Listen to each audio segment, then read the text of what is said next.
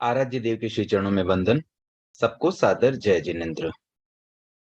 भिक्षु विचार दर्शन पुस्तक के स्वाध्याय के क्रम को आगे बढ़ाते हुए आज हम नया अध्याय क्षीर नीर 5वां अध्ययन है ये। इस 5th चैप्टर में जो बातें बताई गई हैं वो बहुत गंभीर हैं।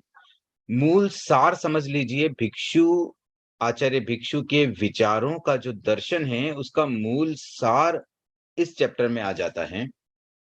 इस अध्ययन को हम बहुत ध्यान से सुनेंगे, समझेंगे और उसे अपने जीवन में उतारने का भी लक्ष्य बनाएंगे। भ्रांतियों को अगर हमें दूर करना है तो मनोभावों को सरल बनाना होगा, आग्रह से मुक्त रखना होगा, तब जाकर के हम उन सही तथ्यों को पकड़ पाएंगे, सत्य धर्म तक पहुंच पाएंगे। तो इस चैप्टर का जो नाम है क्षीर नीर, पहले हम उसका अर्थ समझते हैं। क्षीर का मतलब होता है दूध, नीर का मतलब पानी।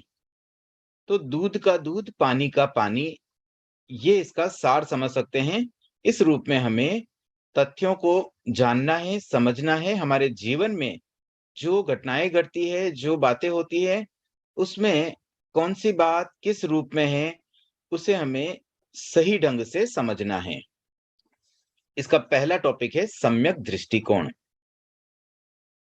जैसे कोई दवाई जो स्पेसिफिकली मुंह से इंटेक करने के लिए हो, उसे हम कह सकते हैं जीभ की दवा, और जो दवाई आंख में डालने की हो।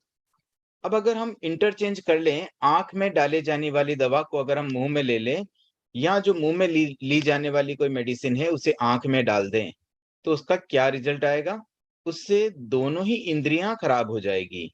आंखें फूट सकती हैं और जीभ फट सकती हैं।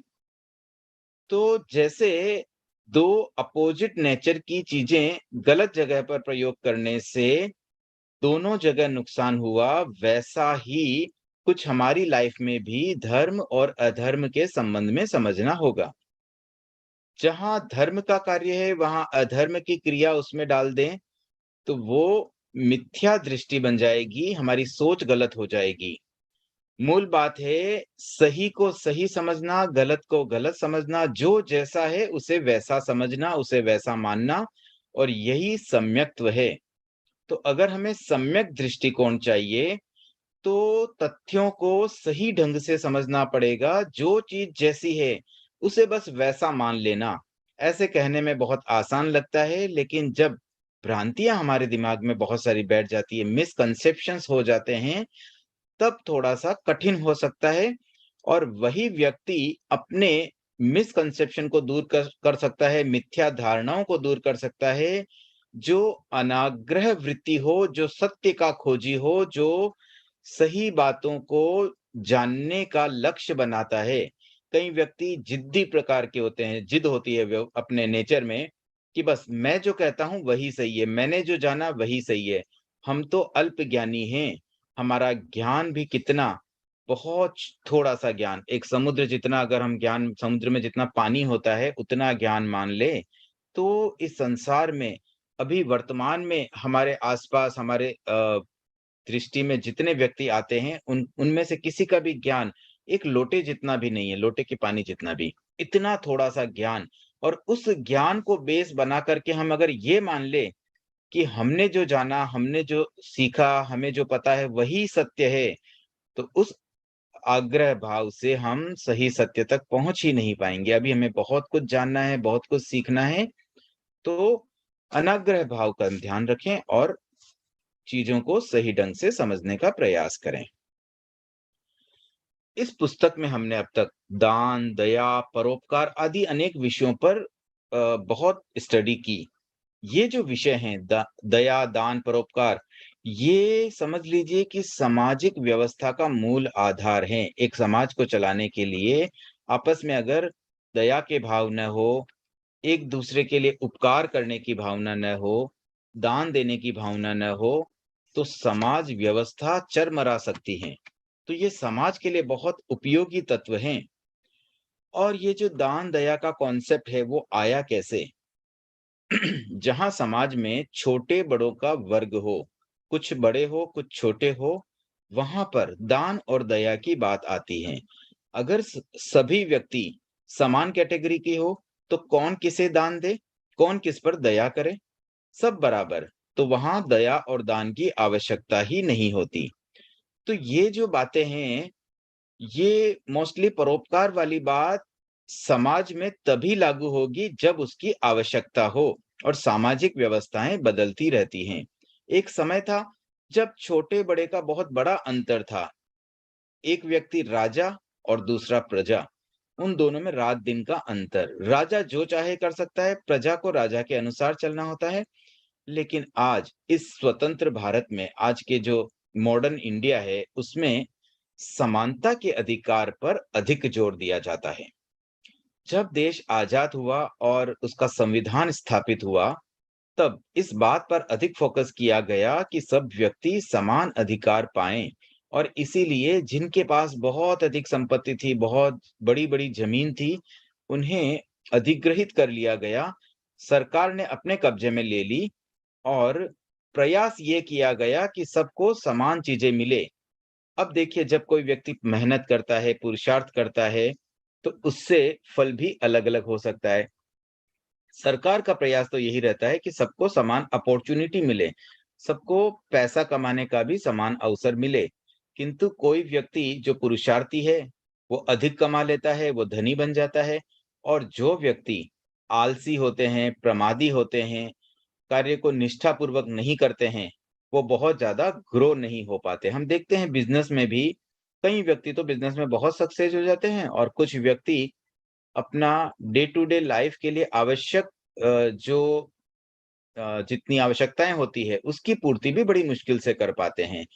तो उसका अंतर का एक बड़ा कारण शायद पुरुषार्थ हो सकता है, कि जैसा पुरुषार्थ करें, मेहनत करें, तो कमा-खाना भी कोई इतना मुश्किल नहीं होता है। तो ये जो समाज में व्यवस्थाएँ होती है, छोटे-बड़े का भेद, मुझे ऐसा लगता है कि आज के ज़माने में तो समान अधिकार की बात ही अधिक होती है, सहयोग वाली बात अधिक होती है। दान, दया की आवश्यकता इस वातावरण में बहुत कम बन जाती है। फिर भी ये चलता है, और समय के अनुसार इसकी उपयोगिता भी कम-ज़्यादा सिद्ध होती है। मैं देखता हूँ कई ऐसे तेरापंथी सभाएँ हैं, समाज है, जहाँ पर सभी व्यक्तियों का लेवल लगभग एक जैसा होता है, और वहाँ पर जब व्यवस्थाओं के लिए चंदा इकट्ठा किया जाता है, तो वहाँ ऐसा नहीं रहता है कि भई किसी से ज़्यादा लेना है, किसी से कम लेना है। एक टोटल खर्चे की राशि निर्धारित हुई। मान लीजिए साल भर का बजट बना कि 20 लाख रुपए का खर्चा होगा, और वहाँ पर कुछ 200 परिवार हैं, तो सभी परिवारों से इक्वल कंट्रीब्यूशन ले लिया जाता है। तो न किसी पर भार है, न किसी को छोटा-बड़ा दिखाने की आवश्यकता है, न किसी को स्टेज पर बिठा कर के अलग से सम्मानित करने की आवश्यकता पड़ती है। तो ये भी एक सामाजिक व्यवस्था हो सकती है, और ऐसी व्यवस्था में दान दया के लिए बहुत अधिक स्कोप नहीं होता है। तो कुल मिलाकर के दान, दया, परोपकार अपॉर्च्युनिटीज़ पे डिपेंड करता है, समाज की उस समय की परिस्थितियाँ कैसी है, उसके अनुसार आवश्यकता होने पर ये कार्य होंगे, नहीं हुई तो शायद न भी हो। इसके विपरीत एक आध्यात्मिक दान, दया और परोपकार भी होता है। आध्यात्मिक आध्यात्मिक दान 3 प्रकार के दान हैं: अभय दान, ज्ञान दान, संयति दान। अब ये जो 3 तरह के दान हैं, इसकी आवश्यकता सदैव रहेगी। यहाँ पर समानता का अधिकार वाली बात सेट नहीं होती है, क्योंकि अगर कोई साधु है और कोई श्रावक है, तो ये डिफरेंस हमेशा रहेगा। जो साधु है, उसे दान देते हैं, और कौन देते हैं? जो श्रावक हैं। तो वो जो दान है, वो संयति दान है, और उस दान में भी अगर प्योरिटी हो, शुद्धता हो, तो बहुत अधिक निर्जरा करने वाला बन सकता है। इसी प्रकार से ज्ञान दान के विषय में भी एक जिज्ञासा भी मेरे पास आई थी कि क्या स्कूल की पढ़ाई, जैसे हम स्कूल वगैरह में पढ़ते हैं या किसी को ट्यूशन पढ़ा रहे हैं, मान लो 10वीं की ट्यूशन ले ली, कुछ बच्चों को हमने स्कूली किताबों में जो बातें बताई गई वो ज्ञान किसी को दिया, तो क्या ये भी ज्ञान दान में आता है? तो इसे एक सिंपल परिभाषा से समझ लेते हैं कि जहाँ कहीं भी कोई बात हम किसी को बताएँ, बात बताना एक तरह से ज्ञान बाँटना है, ज्ञान देना किसी को, और वो जानकारी, वो इन्फॉर्मेशन उस व्यक्ति की आत्मा की शुद्धि में कुछ हेल्प कर सके, तो वो ज्ञान दान है। तो जनरली जो स्कूल की पढ़ाई है या लौकिक ज्ञान है, वो आत्मशुद्धि में सहायक नहीं बनता, इसलिए उसे ज्ञानदान की कैटेगरी में नहीं माना जा सकता। जो आध्यात्मिक ज्ञान है, जो आत्मा के संबंधित ज्ञान है, जो मोक्ष मार्ग की बातें हैं, ये सब बातें ज्ञानदान में आ जाती हैं। इसी प्रकार से अभयदान, जिसमें सभी जीवों को अभय देना अर्थात नहीं मारने का संकल्प। कोई व्यक्ति अगर संकल्प कर ले कि मैं किसी जीव को नहीं मारूंगा, या कोई पर्टिकुलर कैटेगरी के जीवों के लिए भी अगर संकल्प कर ले कि जैसे मैं पंचेंद्रिय जीवों की हत्या नहीं करूंगा, तो एटलीस्ट पंचेंद्रिय जीवों के लिए वो अभय दान हो गया, उन्हें हमने एक तरह से अभय दान दे दिया। तो ये जो दान है, ये आध्यात्मिक दान है और ये शाश्वत है, हमेशा रहेंगे, किसी भी समाज की परिस्थिति हो, ये ऑलवेज एग्जिस्ट करते हैं, ऑलवेज इसका महत्व रहेगा। प्रश्न आया है, विल दैट बी ज्ञान दान? तो ये जो स्कूल की पढ़ाई वाली बात है, वो ज्ञानदान नहीं होता है। जो आध्यात्मिक बातें हैं, आध्यात्मिक ज्ञान है, तत्व सिखाना, तत्व की बातें करना या कोई वैराग्य की बात करना, मोक्ष की बात करना, ये सब ज्ञानदान में आता है। अब देखिए एक और बहुत महत्वपूर्ण पक्ष है सेवा का। अब देखिए यहाँ अभी हमने जो समझा दया, दान, परोपकार, इसमें 2 तरह के बातें थी। एक सामाजिक लेवल की थी जो समाज व्यवस्था पर डिपेंड करती है। ये सब लौकिक दान, लौकिक दया, लौकिक परोपकार, ये संसार को बढ़ाने वाले हैं।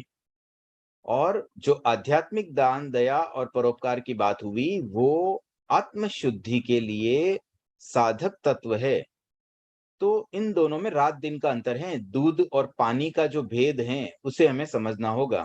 आध्यात्मिक दान, दया, परोपकार तो मानो दूध है, और जो लौकिक दान, दया और परोपकार है, जो सांसारिक कार्य हैं, वो पानी हैं। तो ये दूध और पानी का भेद हमें जानना पड़ेगा। अगर हमने दोनों को एक कर दिया, तो मानो हमने दूध में पानी मिला दिया। इसी बात को हमें बिल्कुल क्लियर करना है, हमारे कॉन्सेप्ट को सही करना है कि कौन-सा कार्य प्योर है और कौन-सा इम्प्योर है। अब सेवा की अगर हम बात करें, तो महात्मा गांधी की कुछ बातें जो इस पुस्तक में उल्लिखित है, उनके द्वारा कई बातें लिखी गई है। उनकी आत्मकथा है, उनकी एक बुक है अहिंसा। ऐसे उनके द्वारा उनके जो व्यूज़ थे, वो हमें वहाँ पढ़ने को मिलते हैं, और उसमें उन्होंने ये बताया गया कि मानो कोई व्यक्ति सेवा करता है, सेवा को बड़ी अच्छी भावों से देखा जाता है समाज में, लेकिन सेवा भी कैसी हो, उस पर उन्होंने कुछ उदाहरण प्रस्तुत किया कि एक व्यक्ति डाकुओं की सेवा करता है, उनकी चौकीदारी करता है, उनकी व्यवस्थाओं में पहरेदारी करना, उनका ध्यान रखना, उनका केयर करना, ये सारे कार्य करता है और डाकुओं की बहुत अच्छी सेवा करता है। अब कोई व्यक्ति डाका डाले या डाकुओं की सेवा करे, क्या अंतर आया? तो इस प्रकार से कोई डाकू की सेवा करे, डाकुओं की सेवा करे, वो सेवा महत्वहीन हो जाती है, वो समाज के हित में नहीं है।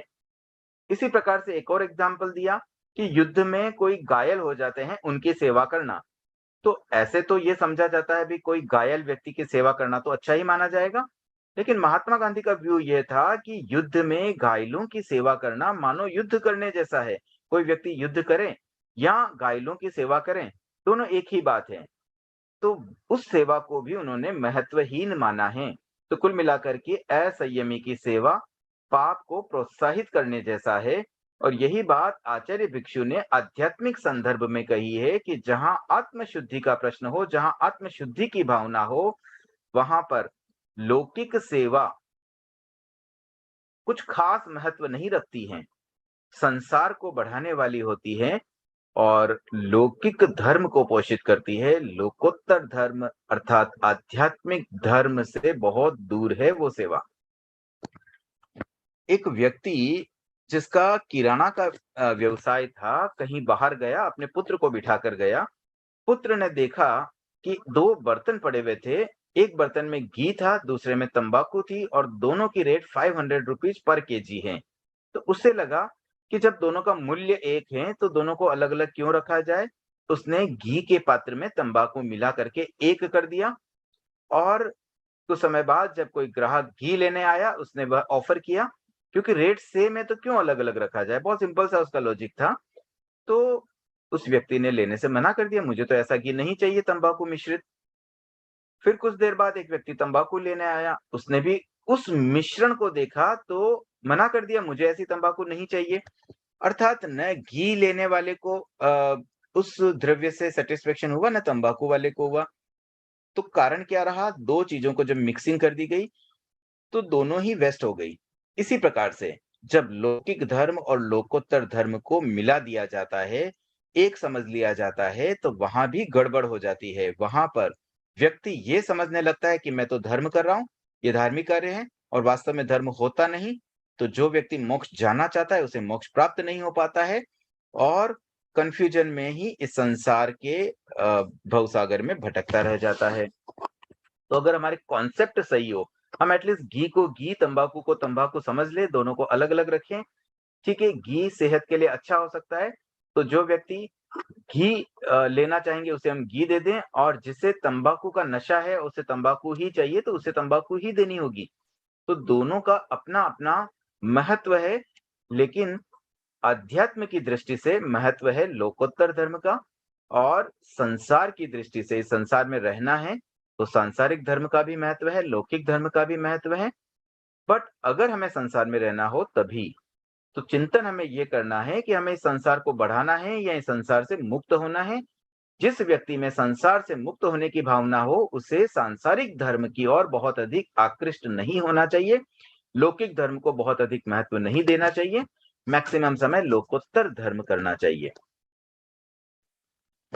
अब देखिए साधु का जो धर्म है ना, वो प्योर होता है, वो व्रतों का पूर्ण पालन करते हैं, महाव्रतों का पालन करते हैं। उनमें प्योरिटी अधिक है और पापों से बचने का पूरा उनका नियम होता है। लेकिन जो व्यक्ति असंयमी होते हैं, मिथ्यात्वी होते हैं, वो उनकी क्रियाएँ मोस्टली अधर्म वाली होती हैं, अर्थात ज़्यादातर समय वो पाप बंधन के ही कार्य करते हैं। लेकिन हमारे जैसे श्रावक, जिसे धर्माधर्मी कहा जाता है, संयमा-संयमी कहा जाता है, उनके जीवन में तो धर्म भी है, अधर्म भी हैं। लेकिन ये धर्म और अधर्म का मिश्रण नहीं है। एक समय में या तो धर्म होगा या अधर्म होगा, लेकिन जीवन में कई प्रसंग आएगा, कुछ घटनाओं में हम धर्म करते हैं, कुछ घटनाओं में हम अधर्म भी करते हैं।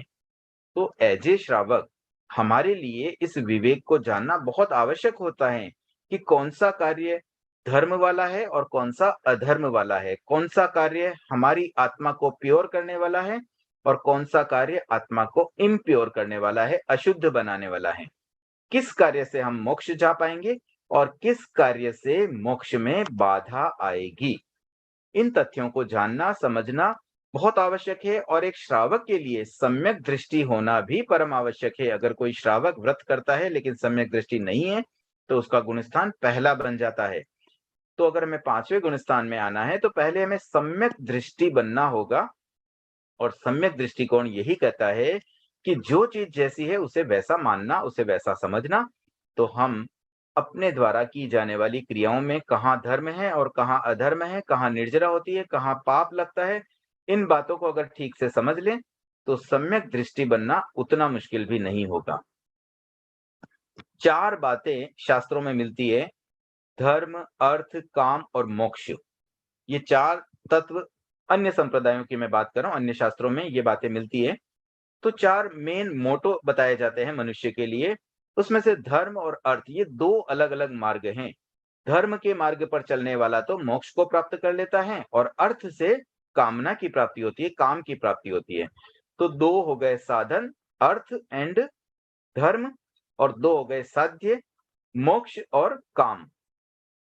तो अगर कोई व्यक्ति मोक्ष की कामना करता है, मोक्ष पाना चाहता है तो उसे धर्म करना होगा और कोई अगर कामना चाहता है, संसार में काम और भोगों का भी एक महत्व होता है, तो अगर उन बातों को अधिक महत्व देना है तो उसके लिए अर्थ की आवश्यकता होती है और वो व्यक्ति अर्थ के पीछे अपना जीवन अधिक व्यतीत करता है। आज हम देखते हैं अधिकांश व्यक्ति अर्थ के पीछे ज़्यादा समय देते हैं और अर्थ की प्रधानता भी बहुत अधिक बढ़ रही है। पैसे वाले व्यक्तियों की वैल्यू बढ़ रही है।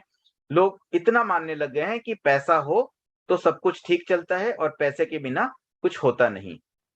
ये एक समाज की आज की परिस्थिति है कि पैसे का अधिक महत्व बढ़ गया है, लेकिन उस पैसे से क्या मोक्ष पाना संभव है? वो तो केवल हमारी भोग और विलास की बातें ही बढ़ा पाएगा, हमारी कामनाएँ बढ़ाएगा, हमें और अधिक पापों में आगे बढ़ाएगा। तो सही बात तो धर्म है, बट स्वार्थवश भोग की कामनाओं के कारण हम अर्थ को भी बहुत अधिक महत्व देने लगे। ये भी एक चिंतन का विषय है कि हमें कौन-सा मार्ग अपनाना है। दूध और पानी का जो एक भेद हमें यहाँ भी करना होगा, हमारे किस कार्य में अर्थ है, किस कार्य में धर्म है, किसका फल हमें काम के रूप में मिलेगा और किसका फल हमें मोक्ष के रूप में मिलेगा। सावध्य दान और दया। सावध्य का मतलब जहां हिंसा जुड़ी हुई हो, ऐसा दान जिसमें हिंसा हो, ऐसी दया जिसमें हिंसा हो। ये आध्यात्मिक उपकार या आध्यात्मिक रूप से जो मोक्ष की प्राप्ति के लक्ष्य को प्राप्त करने वाले नहीं बन पाते हैं।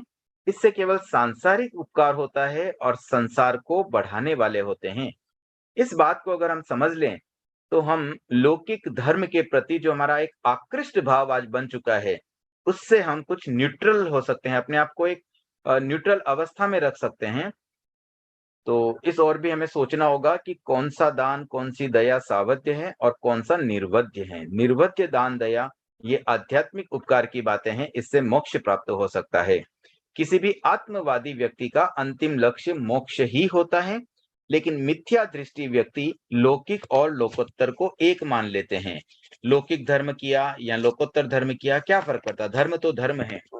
कभी-कभी कुछ व्यक्ति ऐसा भी सोच लेते हैं कि भगवान महावीर ने अनेकांत का मार्ग बताया। अनेकांत मतलब ये भी सही, वो भी सही। तो ठीक है, लौकिक धर्म भी सही है, लोकोत्तर धर्म भी सही है। लोकोत्तर धर्म किया वो भी अच्छा है और लौकिक धर्म किया वो भी अच्छा है। ये मान्यता भी मिथ्या दृष्टि की धारणा है। हमें इस बात को बिल्कुल क्लियर रखना पड़ेगा कि लौकिक धर्म उन धर्मों को कहते हैं जो लोक में प्रचलित है, लोक में अच्छे माने जाते हैं, संसार में अच्छे माने जाते हैं। किंतु उससे आत्मा का कल्याण नहीं होता है, उससे आत्मशुद्धि नहीं होती है। आध्यात्मिक धर्म या लोकोत्तर धर्म ही श्रेष्ठ है, वही वास्तविक धर्म है, वही मोक्ष की ओर ले जाने वाला धर्म है। कुछ वर्ष पहले की बात है, अमेरिका की एक घटना है। वहाँ के जो राजनयिक थे, वहाँ के जो हेड थे, उन लोगों में एक चर्चा चली थी कि हमें पाकिस्तान को सहायता देनी है। तो पाकिस्तान को सहायता इसलिए दी जा रही थी कि रूस और चीन, ये रूस और चीन एक्चुअली अमेरिका के भी दुश्मन हैं। तो अमेरिका पाकिस्तान को सैन्य सहायता देना चाहता था और इसलिए चाहता था कि रूस और चीन के विरोध में वो सैन्य सहायता पाकिस्तान काम में ले, ताकि अमेरिका को इतने दूर, क्योंकि चीन और रूस तो फिजिकली बहुत दूर हैं, तो उन्हें आसपास कोई ऐसी कंट्री चाहिए जहां पर अमेरिका का बेस हो। तो अमेरिका ने पाकिस्तान से फ्रेंडशिप की और उसका रीजन था कि वो रूस और चीन के खिलाफ अमेरिका को हेल्प करना चाहते थे। लेकिन इंडिया जो थी, भारत, हिंदुस्तान, वो अमेरिका का दोस्त था। वो ये भी चाहते थे कि पाकिस्तान हिंदुस्तान के खिलाफ कोई एक्शन न करे, उनके विरुद्ध इन सैन्य सहायता का उपयोग न हो। अब वहां पर एक आर्ग्यूमेंट ये चला कि कुछ अमेरिकीज का कहना था कि अगर हमने पाकिस्तान को सहायता की रूस और चीन के खिलाफ, लेकिन अगर वो इंडिया के खिलाफ भी प्रयोग करे तो हम उसे कैसे रोक पाएंगे? तो हमारा उद्देश्य तो यही है कि वो रूस और चाइना के अगेंस्ट रहे, बट क्योंकि जो परिस्थितियां दिख रही है, भारत पाकिस्तान के बीच में जो माहौल दिखता है, उससे ऐसा लगता है कि पाकिस्तान इन सैन्य सुविधाओं का प्रयोग भारत के खिलाफ भी कर सकता है। अब देखिए, ये एक घटना राजनीति से संबंधित थी, लेकिन इसे एक उदाहरण से अगर हम समझें तो आध्यात्मिक क्षेत्र में भी यही बात लागू होती है। हमने किसी असंयमी को हेल्प की, किसी ऐसे व्यक्ति को हेल्प की जो असंयमी है, जो पाप कर सकता है। हमारा उद्देश्य था कि हम उसको सहायता करना चाहते हैं और निस्वार्थ भाव से हम सहायता करना चाहते हैं। अब हम अगर उसको धर्म मान लें, तो क्या होता है कि वो व्यक्ति, ये आवश्यक नहीं कि उस धन को या उसके द्वारा जो प्राप्त चीजें हैं, उसको सही कार्यों में ही प्रयुक्त ले, क्योंकि वो असंयमी है। वो ऑलवेज सारी क्रियाएं तो संयम वाली नहीं करेगा।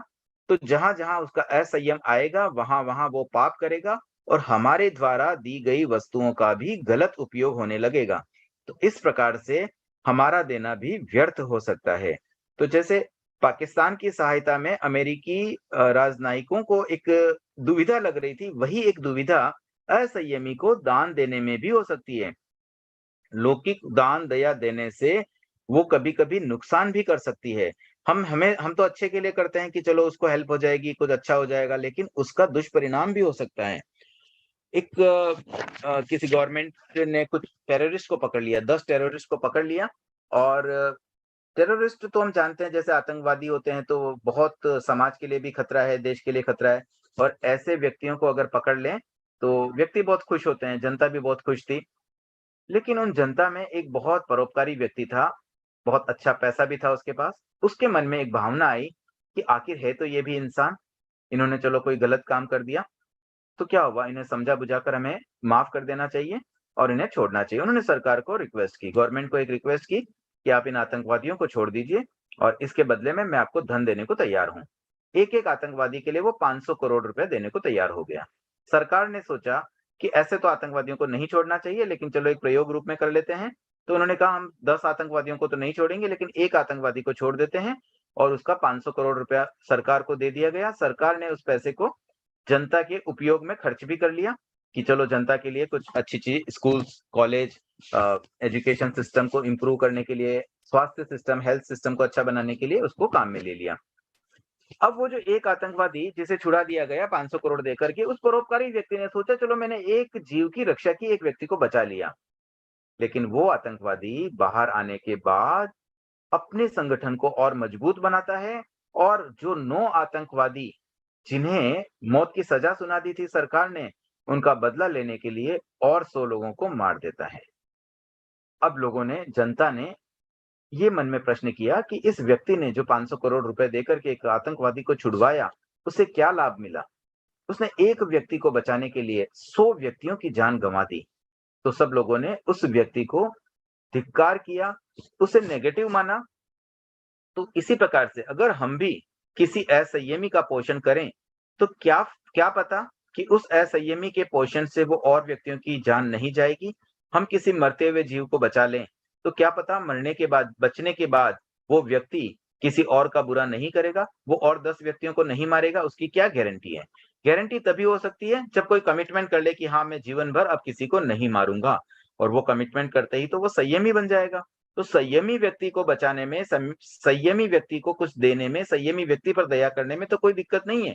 लेकिन असंयमी के प्रति अगर हम कुछ इस तरह की पॉजिटिव एटीट्यूड दिखा करके उस पर दया करें, उसे कुछ हेल्प करें, तो वो हेल्प तो हमारी वेस्ट भी हो सकती है, उल्टा और अधिक नेगेटिव भी हो सकती है।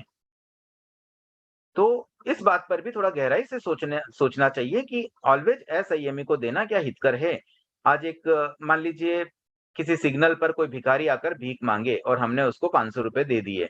अब वो 500 रुपए का क्या उपयोग करेगा? हो सकता है वो शराब पी कर के अपने घर में अपनी पत्नी को मारे या और किसी के साथ कुछ गलत आचरण करें, ये भी संभव है। तो जब तक हमें श्योरिटी नहीं है कि वो गलत उपयोग नहीं करेगा, हम कैसे उसे कुछ भी दान दे सकते हैं? तो जो सामाजिक दृष्टि से सोचते हैं, जिसकी दृष्टि सामाजिक होती है, उनके मन में तो लौकिक धर्म के प्रति बहुत अधिक रुचि रहती है और वो उसे कभी भी अधर्म के रूप में स्वीकार भी नहीं कर पाते। लेकिन वास्तव में असंयमी को दिया जाने वाला दान, दया, ये सब नितांत पाप है। बहुत बड़ी बात मैं कह रहा हूँ।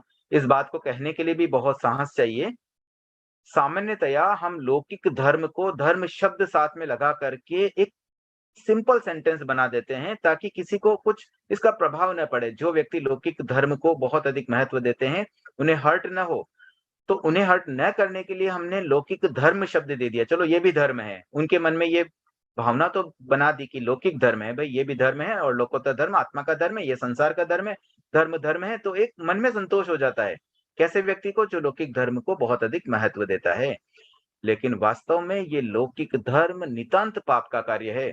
ये बात कहना बहुत बड़ा साहस का कार्य है और मैं ये बात इसलिए कह पा रहा हूँ क्योंकि मैंने आगम को पढ़ा है, आगम को जाना है। भगवान महावीर की वाणी का मैं सिर्फ एक अ, आगे प्रेषित करने वाला व्यक्ति हूँ। मैं अपने मन से कुछ नहीं कहता हूँ। मेरी तो उतनी औकात भी नहीं है कि मैं अपने मेरा ज्ञान इतना अल्प है कि मैं अपने मन से क्या कह पाऊँ। मैंने तो जो पढ़ा, जो समझा, जो भगवान महावीर ने कहा, मैं बस भगवान महावीर पे श्रद्धा करता हूँ और उन्होंने जो बातें कही आगमों में हमें मिली। ऐसा ही एक आगम है भगवती सूत्र। भगवती सूत्र का 8वां शतक और उसका 6ठा उद्देश्यक।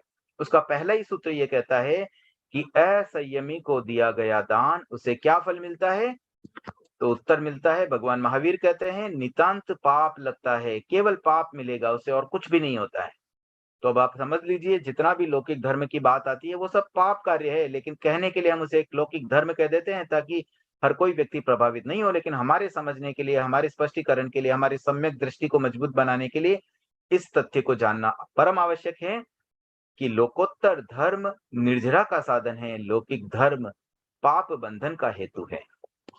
जो व्यक्ति दूध और पानी की तरह अध्यात्म और सांसारिक धर्म का भेद समझ लेते हैं, उनका दृष्टिकोण भी सम्यक बन जाता है। और जहां पर ये मिथ्या धारणाएं चलती है कि लौकिक धर्म को भी बहुत महत्व दे दिया जाता है, लौकिक धर्म से संबंधित बहुत सारी ऐसी भ्रांतियां हैं जिन पर अगर हम सोचें, चिंतन करें, तो हम समझ पाएंगे। बहुत से व्यक्ति तो उसे आज भी स्वीकार करने में बहुत मुश्किल फील करेंगे, बहुत कठिनाई का सामना करना पड़ेगा कि कैसे हम इस बात को मान लें। क्योंकि कुछ बातें जब बहुत अधिक फैल जाती, बहुत अधिक वो व्याप्त हो जाती है समाज में, तब उसका खंडन करना और उसे अस्वीकार करना बहुत कठिन हो जाता है। ऐसे ही सिद्धांत आचार्य भिक्षु ने जो दिए, भिक्षु भिक्षु स्वामी एक साहसी व्यक्ति थे। उन्होंने साहस का परिचय देते हुए इस तरह की बातें कह दी जो समाज में बहुत मुश्किल से स्वीकार की जा सके, और इसी कारण से उन्हें बहुत विरोध का सामना करना पड़ा। और ये विरोध आज भी संभव है। आज भी कई व्यक्ति अननेसेसरी पचड़े में नहीं पड़ना चाहते हैं। वो यही चाहते हैं कि भाई ठीक है ना, हम समझ गए ना, उतना काफी है। और वैसे तो अपना समझा हुआ ही सफिशिएंट है, हमारी आत्मा की शुद्धि तो उससे हो ही जाएगी। लेकिन हमारी अगर वास्तव में परोपकार करने की भावना हो, हम चाहें कि लोगों का परोपकार हो, लोगों का उपकार हो, तो हमें हर मिथ्या दृष्टि व्यक्ति को सम्यक्ति बनाने का टारगेट करना चाहिए। हर का न कर सके, लेकिन एटलीस्ट योग्य व्यक्ति का जहां अपॉर्चुनिटी मिले, उन्हें समझाने का प्रयास अवश्य करना चाहिए। इस लौकिक धर्म और लोकोत्तर धर्म का जो भेद समझ जाता है, उसका दृष्टिकोण बिल्कुल सम्यक बन जाता है। तो अब हम इस विषय पर आज के लिए हम इतना ही विषय रखते हैं। एक क्षीर नीर चैप्टर का और एक विषय है अहिंसा का ध्येय, जिस पर चर्चा हम कल की क्लास में करेंगे। फिलहाल हम इतना ही रखते हैं। अगर कोई जिज्ञासा है तो हैंड रेज करें, और अधिक जिज्ञासा नहीं आएगी तो हम फिर स्वाध्याय के क्रम को आगे भी बढ़ा पाएंगे। तो सबसे पहले जेके जैन पंचकुला से अनम्यूट करें अपने आप को और प्रश्न रखें। सुधांशु सागर, जय जिनेंद्र। जय जिनेंद्र सर। मैं बात कर रहा हूं ज्ञान की,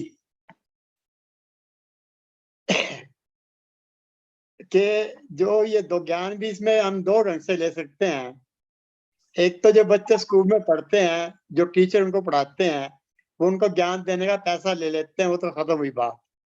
लेकिन जो कुछ लोग ऐसे हैं जो बिल्कुल मुफ्त में कुछ नहीं, सिर्फ इस भाव से भाई ये बच्चा कुछ पढ़े लिखे आगे धर्म में जाए, वो जाए, उसको कुछ नहीं पता, वो दान देता, वो ज्ञान देता है, तो उस ज्ञान को हम किस ढंग से लेंगे।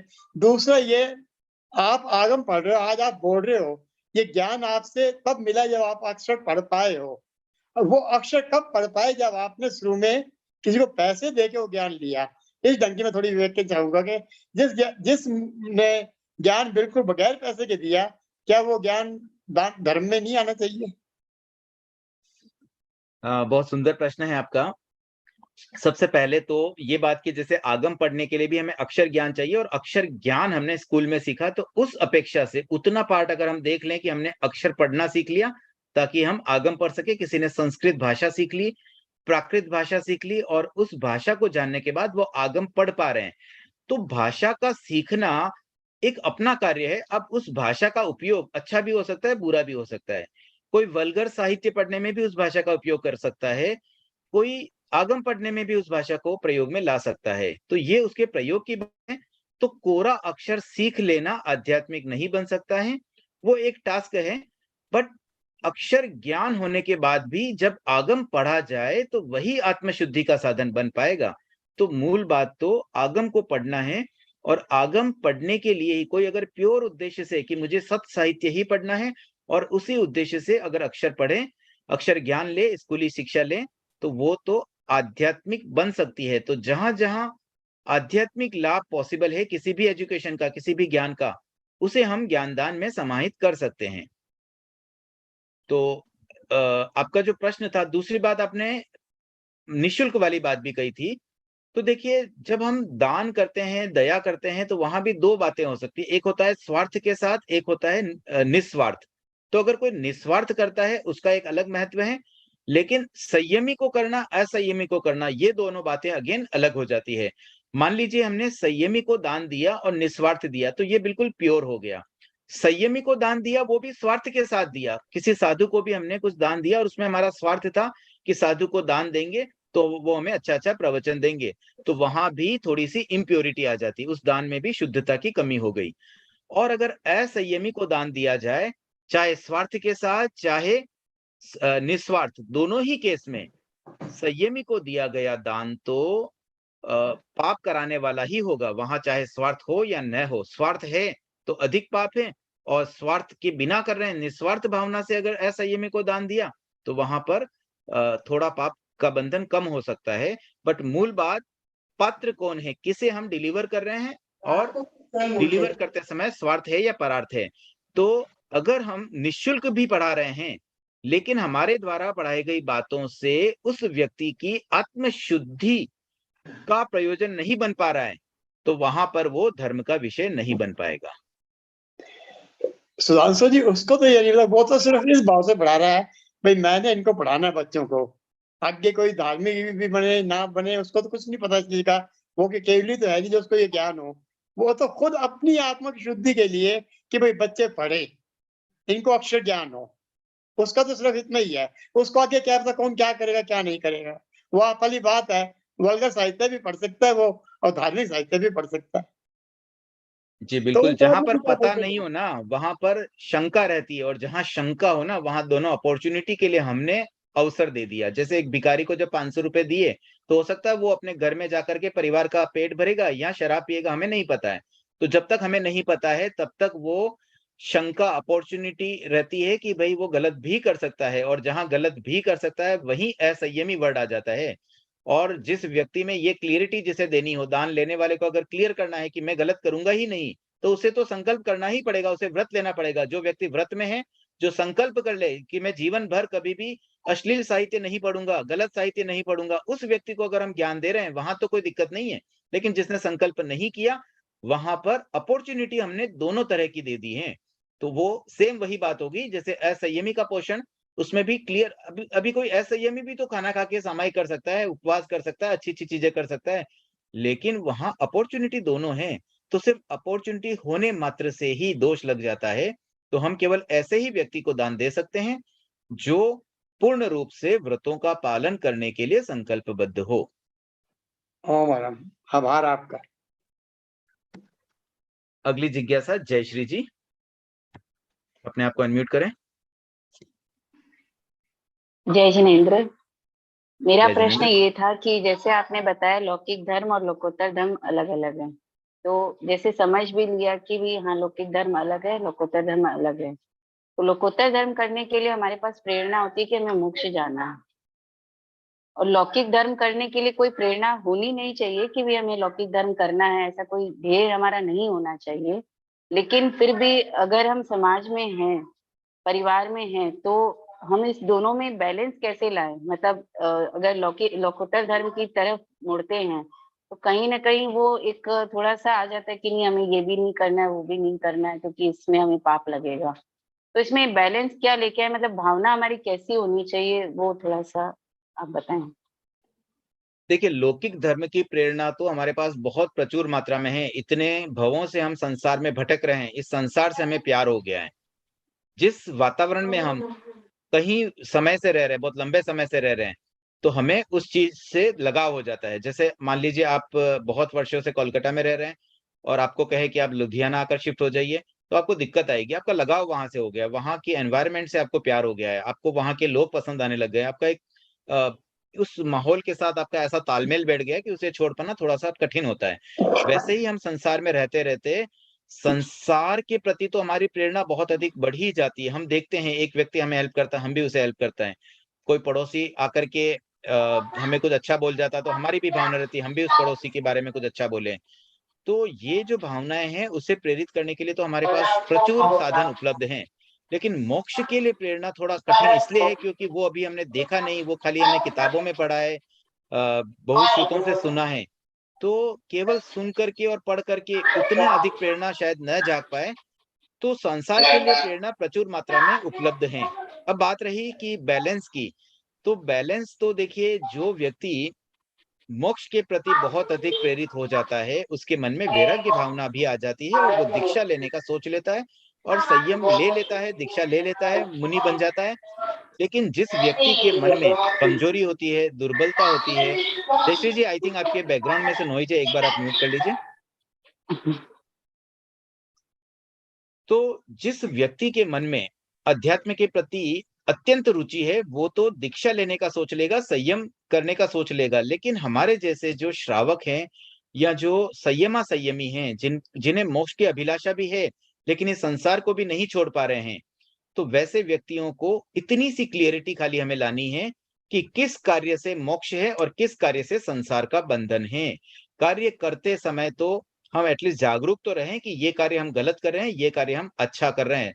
बस उतना सही और गलत का जब विवेक आ जाएगा, तो ऑटोमेटिकली हम गलत कार्य करते समय, उस समय हमारे भावों को ऐसा बनाएंगे कि बहुत ज्यादा उसमें इन्वॉल्व नहीं बनेंगे और उसको मिनिमाइज करने का प्रयास करेंगे, अनावश्यक पापों से बचेंगे, अनावश्यक हिंसा से बचेंगे। और जहां पर हमें समझ में आएगा कि ये कार्य आध्यात्मिक है, तो वो हम अधिक से अधिक करने का प्रयास करेंगे। तो इस रूप में हम बैलेंस बना सकते हैं। और मूल बात केवल हमारी दृष्टिकोण की है। हम इतना तो समझ लें कि कौन सा कार्य लौकिक है, कौन सा लोकोत्तर है। ये समझ भी अगर आ गई, तो फिर उन कार्यों के प्रति हमारी रुचि भी उस तरह से सेट हो जाएगी। हम अधिक रुचि मोक्ष वाले कार्यों में लेंगे, आध्यात्मिक कार्यों में लेंगे, और कम रुचि सांसारिक कार्यों में लेंगे। हाँ जयश्री जी, और कुछ अगर कहना है तो। नहीं, थैंक यू। चलिए, अगली जिज्ञासा सुषमा जी, अनम्यूट करें अपने आप को। जय जिनेन्द्र साहब। जय जिनेन्द्र। हाँ, मैं पूछ रही थी, जैसे महिला मंडल के द्वारा जो प्रोग्राम चलाए जाते हैं, उसमें हमें पैसे कलेक्ट करने होते हैं। कलेक्ट करके वो सब सामान, जैसे स्ट्रेचर वगैरह हो गया या कुछ गाड़ी हो गई है, व्हील चेयर टाइप्स, वो हम दे देते हैं वहाँ पे हॉस्पिटल में। ठीक है, फिर उनका मिसयूज होता है, हमें जैसे बाद में पता चलता है कि वो तो ऐसे ही उनको बेच दिया गया या मिसयूज हो गया। अब हमें यहाँ पे क्या करना चाहिए? पैसे कलेक्ट नहीं करते हैं तो वैसे ठीक नहीं लगता है कि हमने काम दिया और आप लोगों ने किया नहीं, और करते हैं तो ये फील होता है कि ये तो देखो वहां जाके ऐसा हो रहा है। तो हमें क्या करना चाहिए फिर यहाँ पे? देखिए, पहली बात तो आप मुझे ये बताइए, महिला मंडल का ये जो कार्य है ना, इसे आप क्या समझते हैं? धर्म समझते हैं कि अधर्म समझते हैं? ये इसमें तो हम ये इसीलिए तो करते हैं कि भाई हाँ, इसमें कुछ होगा, धर्म ही समझते हैं, धर्म समझ के करते हैं, धर्म का कार्य है। तो अगर इस कार्य को आप धर्म समझ के कर रहे हैं ना, तो ये आपका मिथ्यात्व है, मिथ्या दृष्टि है। इसे धर्म अच्छा, न समझे, सॉल्यूशन हो जाएगा। हाँ हाँ, ये ठीक। लौकिक धर्म है। लौकिक धर्म मतलब पाप का कार्य है। तो अब न करें तो फंस जाते हैं, करते हैं तो मन में ये फीलिंग आती है कि इसका तो कितना उल्टा काम हो रहा है, और नहीं करते हैं तो वैसे फंस जाते हैं। तो देखिए, अगर आप लौकिक कार्य करते हैं, तो लौकिक कार्य में तो पाप का ही बंधन होगा। तो उसमें गलत उपयोग हो रहा है और आपको पाप लग रहा है, ये तो हम पहले से मान के चल रहे हैं। ये तो पहले ही हमारा अजम्पशन है। इस कार्य को करने से पहले ही आप अपने आप को सेट कर लें कि भाई ये जो भी हम कार्य कर रहे हैं ना, ये सब लौकिक धर्म है, संसार को बढ़ाने वाले। हमारा संसार बढ़ेगा, राग द्वेष बढ़ेगा, और हम फिर संसार में बार बार जन्म मरण करेंगे। तो इस भावना से अगर आप कार्य कर रहे हो और फिर वहां पर उसका मिसयूज भी हो रहा है, तो उसमें क्या दिक्कत है? ठीक ठीक है, जय जिनेन्द्र। जय जिनेन्द्र। अंतिम जिज्ञासा के रूप में संगीता जी।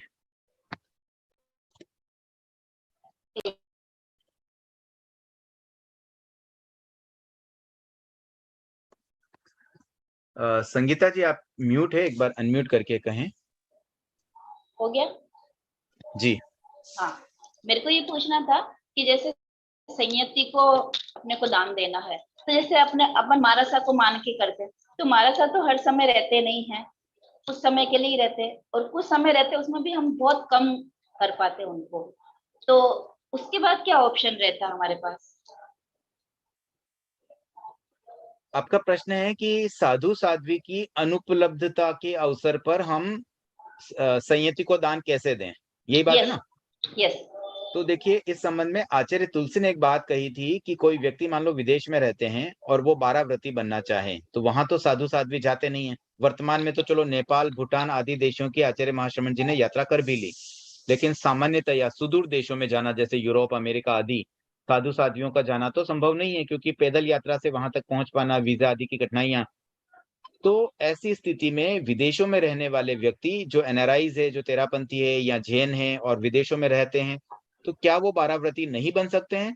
तो उस संबंध में आचार्य तुलसी ने ये बात क्लियर की थी, स्पष्ट की थी कि 12वें व्रत का जो पालन होता है, जिसमें साधु साध्वियों को दान दिया जाता है, गोचरी बहराई जाती है, तो उसका भी निर्वहन विदेश में रहने वाला व्यक्ति कर सकता है। साधु साध्वी चाहे हो या न हो, हम अपने भावों से उसका भी पालन कर सकते हैं। तो हमारी भावना ये रहनी चाहिए कि जब भी हम खाना खाने बैठें, हम मन में बस भावना पाएं कि कोई महाव्रती साधु यहाँ आ जाएं और मैं अपने भोजन में से उन्हें कुछ बहरा दूं, जिससे उनका पोषण भी हो जाए और मेरे निर्जरा हो जाए, मेरे उन्नति हो जाए। बट वहाँ भावना में प्योरिटी आवश्यक है।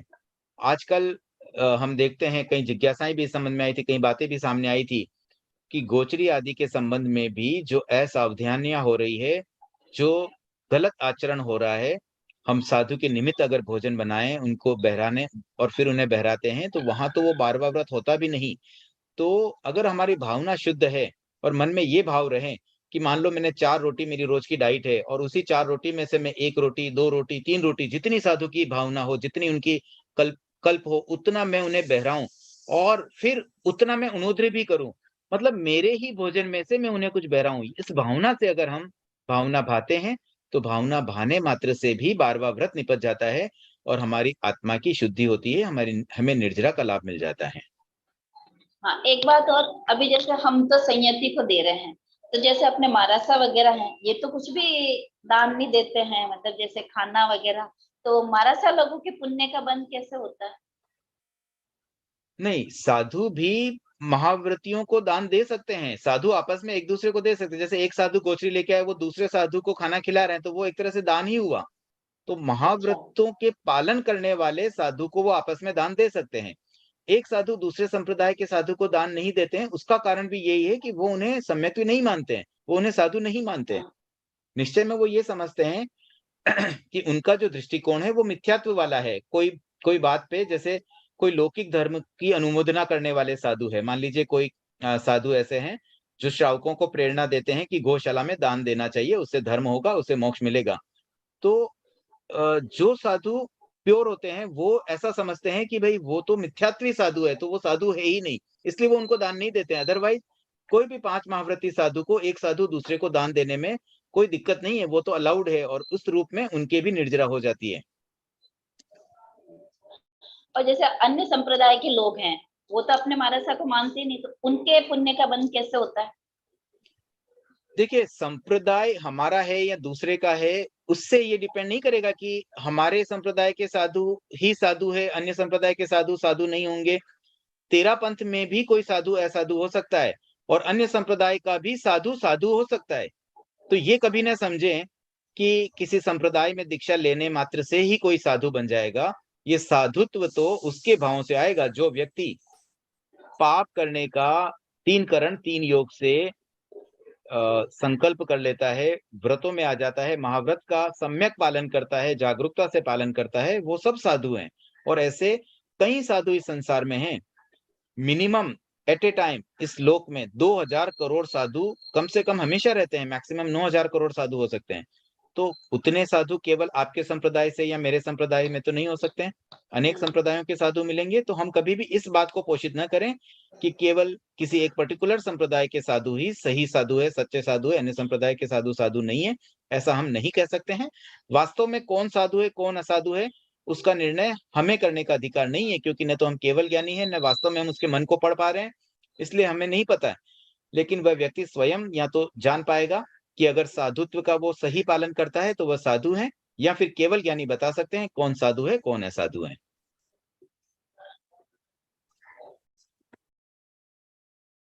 सुषमा जी, आपकी और कोई जिज्ञासा है क्या? हैंड रेज है तो नहीं मेरी कोई। ठीक है, आप हैंड वापस लोअर हैंड कर दीजिए ताकि कंफ्यूजन ना हो। तो आज ऑलरेडी 5 मिनट का अतिक्रमण भी हुआ, उसके लिए क्षमा चाहता हूं। और आज हमने क्षीर नीर विषय पर सम्यक दृष्टिकोण को समझते हुए लौकिक और लोकोत्तर के भेद को ही थोड़ा विस्तार से समझा। कल इसका जो सेकंड पार्ट है, अहिंसा का ध्येय, अहिंसा क्यों की जाए, उसका क्या उद्देश्य है, उसको थोड़ा सा हम डिटेल में जानने का प्रयास करेंगे। और कल अगर समय मिला तो हम कुछ व्यवहारिक बातें करेंगे। व्यवहार में किन भ्रांतियों के साथ ज्यादातर व्यक्ति जी रहे हैं, उन भ्रांतियों के बारे में हम डिस्कस करेंगे। कल का सेशन बहुत उपयोगी हो सकता है।